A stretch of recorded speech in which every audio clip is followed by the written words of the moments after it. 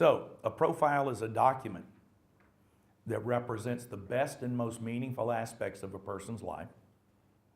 It's the foundation or information source of any person-centered plan. And I believe all person-centered plans should start with discovery rather than trying to do discovery within the plan itself. And I've gotten people of the ilk of Beth Mount, who created Personal Futures Planning, Connie Lyle O'Brien, who with her husband John O'Brien created Paths and Maps, both completely agreeing on the role of discovery. You do discovery, then you plan. That way, when you go into a plan, you know who the person is. And because we're not evaluating and we're not planning, that fourth bullet, discovery is not a plan. We're not stepping on anybody's plan with discovery because, or writing a profile, because this is about the person's story. The plan is about what they're going to do. So it doesn't preclude or step on any of that. In school, because students naturally evolve during the aging process of school, it's a work in progress all during school if you're doing discovery. I think in adulthood, discovery is more an event. Now, I don't doubt that people evolve and change as adults, but by the time you get to be an adult, it's time to get to do the stuff that you spent the school time preparing to do. So you might do discovery for a person who gets their first job, and 5 years later, if they want to do something different, you might augment that discovery. It's still partially accurate, and then whatever new we've learned or however the person's grown, we can add that nuance to discovery and to the profile, where now we account for their for the change that's inevitable. So again, for me, the difference is we acknowledge that school is about growth and learning. Who you are at 12 years of age isn't who you are at 16 and not who you are at 20. But if you're 23 years old and you want a job, then we need to learn about you and get you a job. And then if you want another job when you're 28, let's learn about you again for that time.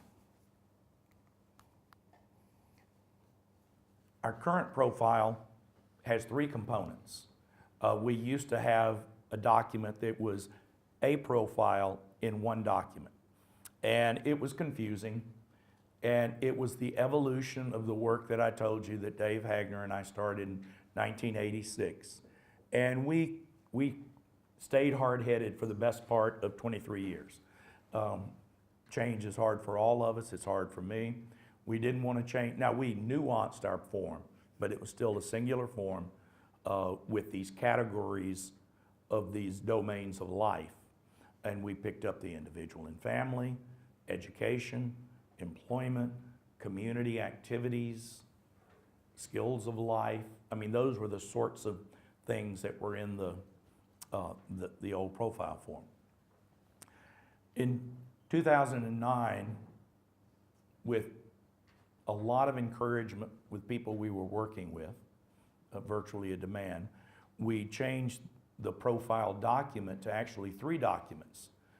In the new sense now, we have part 1, where we do most of the